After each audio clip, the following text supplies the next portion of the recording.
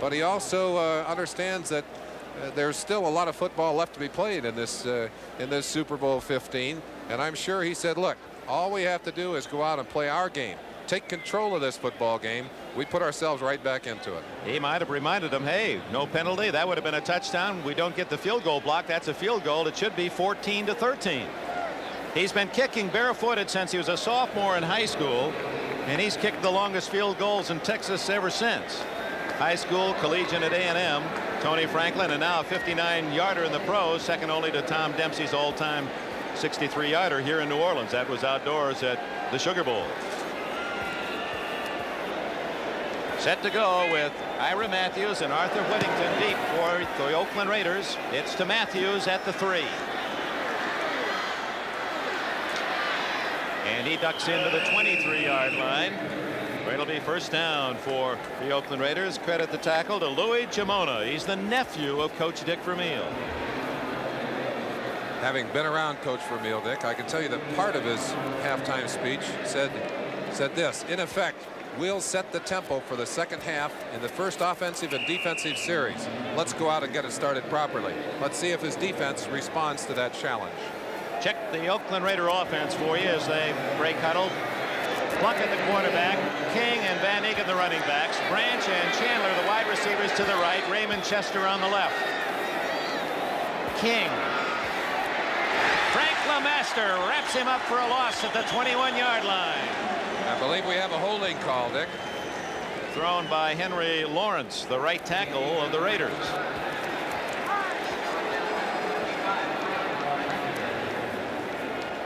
And with a loss on the play, the Eagles will be tempted to decline the penalty and spin the down box. Well, it's only about a 3-yard loss. They may elect to take the 10. Put the Raiders with their backs against the wall at the start of this series. And apparently they will take the 10-yard penalty. Van Dryth to the 12-yard line. And now the culprit. Offensive holding number 70.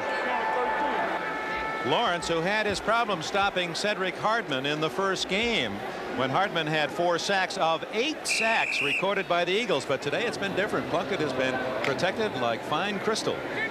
One of the keys to the big win in San Diego by Oakland was Plunkett's ability to get out of a couple of long yardage situations. In fact, a key 3rd and 20 situation, which he scrambled through a pass to Branch. And it's been Branch's target today. Branch with 4 receptions to lead all receivers in this game. That's first down and 20. First and 20.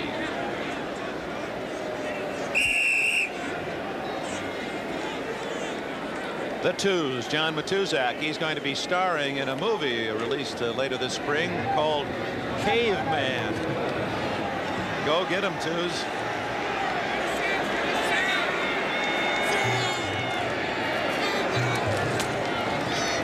Van Eegen takes a crack at the 22-yard line as he gets back about 8 yards. It'll be 2nd and 12.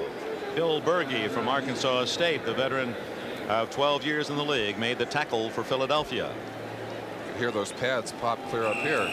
One thing that the opponents of these Philadelphia Eagles will tell you that throughout this season, after you played the Eagles, you spent a lot of time in the hot tub and the whirlpool. Reminder, a year ago, the Steelers were behind the Rams at halftime and rallied to win. One of 3 teams to come from behind of the previous 14 games. 2nd and 12. King. Carrying the ball dangerously, but holding on to a first down at the 35-yard line. Carl Hairston hustling from behind to make the tackle after a 13-yard play. One of the lessons I'm sure that Al Davis learned from Sid Gilman in San Diego was that when you could put the cast of characters together that make you defense the entire field, you can give them problems. Hairston, 78, chasing all the way from behind to get a piece of that tackle. Unfortunately, not until the first down had been gained. Well, Merlin, you pointed it out again. Plunkett has pulled him back from 1st and 20.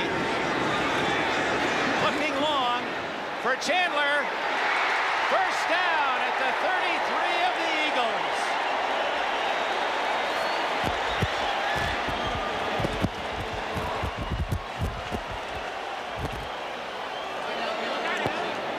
Little play action immobilizes the defensive line of the Eagles. Chandler running a precision pattern. That's a pretty pass. Plunkett does not have the power he once had in his arm, but has the ability to throw the ball accurately. And look how he rainbows this ball over the defenders into the waiting hands of number 85, Chandler. Roynell Young, the rookie cornerback, made the tackle. 32 yards on the play. First catch by Chandler. Van Egan to the 29. Dennis Harrison, Vanderbilt, made the tackle. Let's go back to the long pass play. That should look very interesting from upstairs. Look how much room he has, how much time he has. Chance to look straight down at the pattern. That's an amazing shot. You can't throw that any better if you cleared the entire defense off the field. That's the kind of diagram the coaches will put on the blackboard for you, and it worked just like the Oakland Raiders diagrammed it. How true that sounds. A lot of prophecy hanging here in the Superdome. Both wide receivers to the left this time with Branch in the slot. Play action.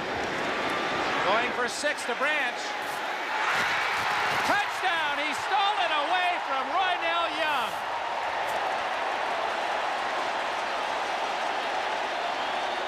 In front of 75,000 fans, Branch has just made a theft worth 6 points.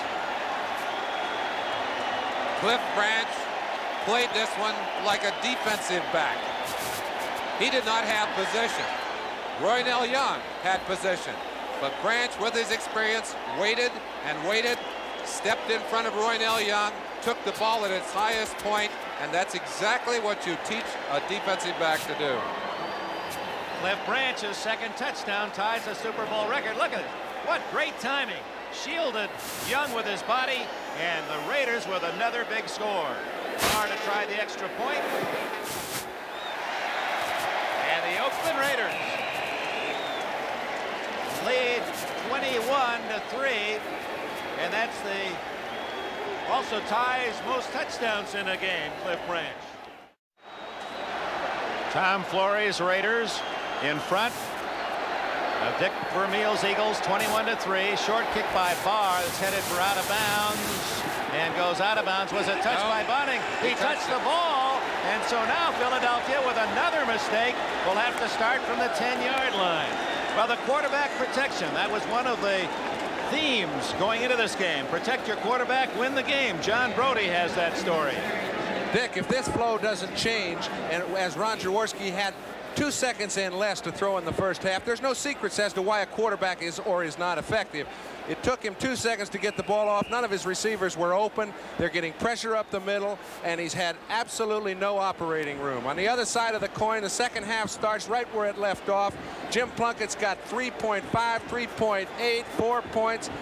1 or 2 seconds is all the difference in the world, and there's nobody close to him at this point. He's been able to use crossing patterns, anything he wants. His offensive line is doing a great job.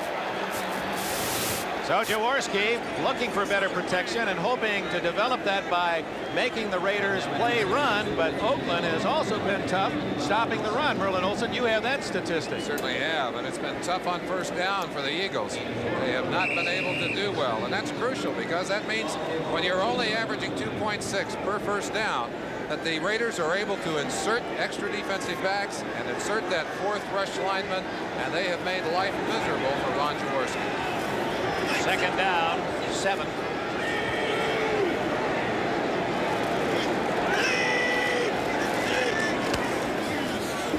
Jaworski to Carmichael. First down at the 32-yard line. Jaworski threw up bullet shot. Nelson and Osteen, the tacklers for the Raiders.